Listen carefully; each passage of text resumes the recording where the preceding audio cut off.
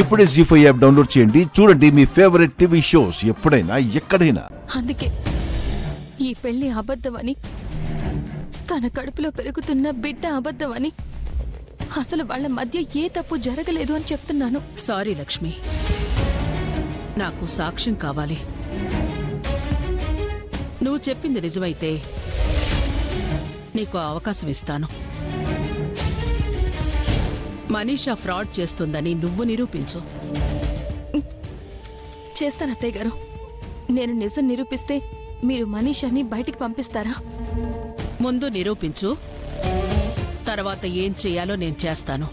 సరే అత్తయ్య గారు, ఇకపై నేను ఆ పనిలోనే ఉంటాను.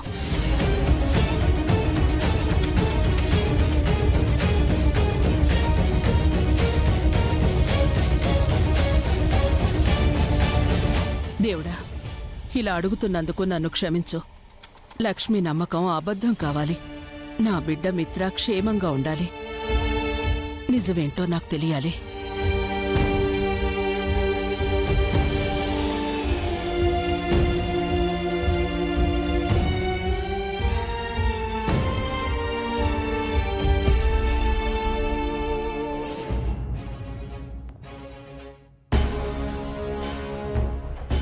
ప్రామిస్ చేశాను కదా మనీషా, నీ పెళ్లికి ఎలాంటి ప్రాబ్లం రానివ్వనని.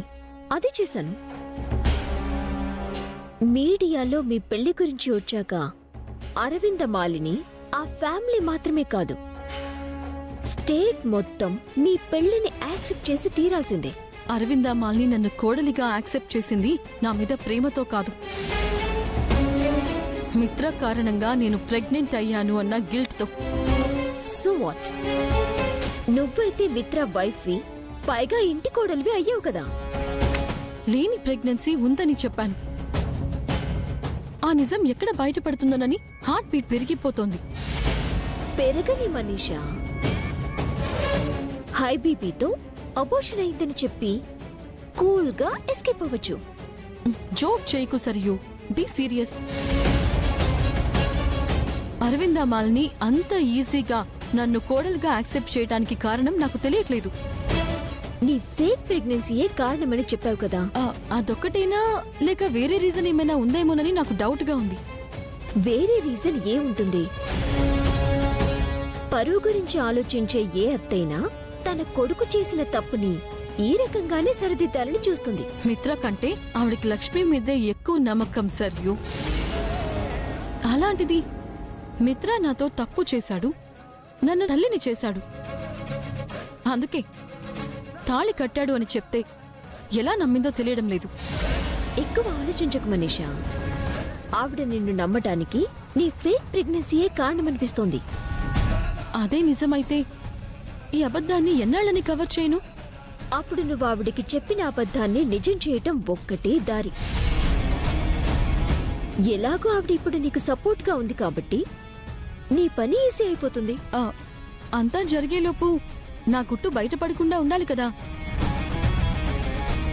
నేను నిజంగా ప్రెగ్నెంట్ అయ్యేంత వరకు ఈ ఫేక్ ప్రెగ్నెన్సీని ఎలా మేనేజ్ చేయాలి? Very simple. హాస్పిటల్కి, డాక్టర్స్కి, చెకప్స్కి నువ్వు దూరంగా ఉండటమే. అదెలా కుదురుతుంది? ప్రెగ్నెంట్ అంటే health diet, weekly doctor visit, monthly checkups ఉంటాయి కదా. వాటినే ఎలాగోలా అవాయిడ్ చెయ్యి అని అంటున్నాను. లేదంటే దొరికిపోతావు. అరవింద మాలినికి దొరికితే చచ్చిపోతాను కూడా. సో నీ ప్రాణం నిలవాలి అంటే వెంటనే నీ కడుపులో ఇంకో ప్రాణం మొలవాలి. అప్పటి వరకు స్టెథోస్కోప్కి కాదు కదా, సిరంజికి కూడా దూరంగా ఉండు. ట్రై చేస్తాను సరియు. Anyways, thank you so much. నీతో మాట్లాడాక నాకు కాస్త రిలీఫ్గా ఉంది. See you.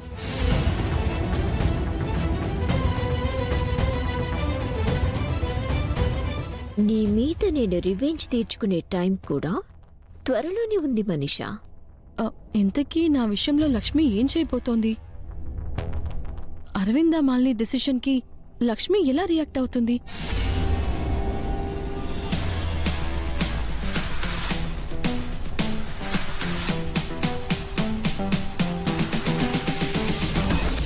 మనీషా ఫ్రాడ్ చేస్తుందని నువ్వు నిరూపించు.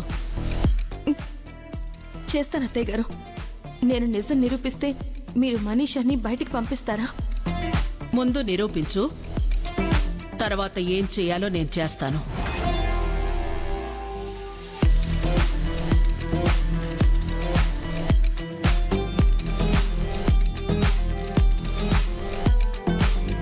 అక్క,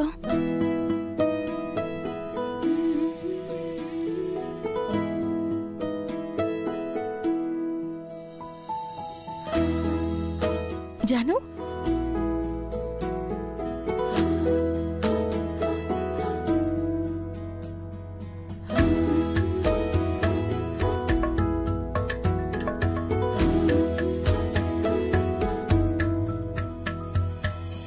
జాను, అప్పుడే వచ్చేసారేంటి? ఇంకో 2 రోజులు నువ్వు హాస్పిటల్లోనే ఉండాలని డాక్టర్ చెప్పారు కదా. సారీ అక్క, నన్ను క్షమించు. ఏమైంది జాను? ఇక్కడ జరిగిందంతా తెలిసాక అక్కడ ఉండడం నా వల్ల కాలేదక్క, అందుకే వచ్చేసాను. ఇప్పుడు ఏమైందని జాను? ఇంకా ఏం కావాలి వదినా? మా సమస్య తీర్చడం కోసం నువ్వు సమస్యల్లో పడ్డావు. మళ్ళీ పెద్దమ్మ కోపానికి గురయ్యావు. అవునక్క, నా వల్ల నీకు 2 నష్టాలు జరిగాయి. నీ గర్భసంచి నాకిచ్చి అరవింద్ అత్తయ్యతో తిట్టించుకున్నావు. నువ్వు నా కోసం హాస్పిటల్కి రావడం వల్ల హోలీలో మనీషా మిత్ర బావుగారితో తాళి కట్టించుకుంది. అది జరగలేదు జాను. ప్రాణం పోయిన మిత్రగారు ఆ పని చేయరు. మనీషానే కావాలని నాటకమాడుతోంది. అదే నిజమని పెద్దమ్మ కూడా నమ్ముతుంది కదా వదినా. ఆ పెళ్లి ఒక అబద్ధం. మనీషా ప్రెగ్నెంట్ అన్నది అబద్ధం అని నేను అత్తయ్యగారితో చెప్పాను వివేక్. అది నిరూపించడానికి అత్తయ్యగారు నాకు ఒక అవకాశం ఇచ్చారు. ఎలా నిరూపిస్తావక్క? మనీషా అన్నీ తెలివిగా ప్లాన్ చేస్తుంది కదా. అందుకే మనీషాకి తెలియకుండా తనకి ప్రెగ్నెన్సీ టెస్ట్ చేయించాలని అనుకుంటున్నాను. మనీషాకి తెలియకుండా ఆ టెస్ట్ ఎలా చేస్తామక్క? టెస్ట్ చేయాలంటే కంపల్సరీ డాక్టర్ని ఇంటికి పిలిపించడమో లేదా మనీషాని హాస్పిటల్కి తీసుకెళ్లడమో చేయాలి కదా. అవసరం లేదు జాను. బ్లడ్ టెస్ట్ ద్వారా కూడా ప్రెగ్నెన్సీని కన్ఫర్మ్ చేయొచ్చు. దాన్ని హెచ్సిజీ టెస్ట్ అంటారు. ఒక 10 ml బ్లడ్తో 3 అవర్స్లో రిజల్ట్ వస్తుంది. ఆ టెస్ట్ గురించి నేను కూడా విన్నాను వివేక్. చాలా ఈజీ ప్రాసెస్ కూడా. కానీ మనీషాకి తెలియకుండా తన దగ్గర నుంచి బ్లడ్ ఎలా తీసుకుంటామక్క? డైరెక్ట్గా అడిగితే తనివ్వదు కదా. ప్రేమంటే నీకేం తెలుసు? ఏదో నీ జాతకం బావుండి అదృష్టం కొద్దీ మిత్రని పెళ్లి చేసుకున్నావు. నిజమైన ప్రేమంటే నాది. అప్పట్లోనే నా రక్తంతో మిత్రకి లవ్ లెటర్ రాశాను. నా ప్రతి రక్తపు బొట్టులో మిత్ర రూపం నిండిపోయింది. నా అణువణువున మిత్ర ఉన్నాడు. నీ మెడలో మిత్ర కట్టిన తాళి తప్ప ఇంకేముంది? జీ5 యాప్ డౌన్లోడ్ చేసి అన్ని ఎపిసోడ్స్ పూర్తి ఉచితంగా చూడండి.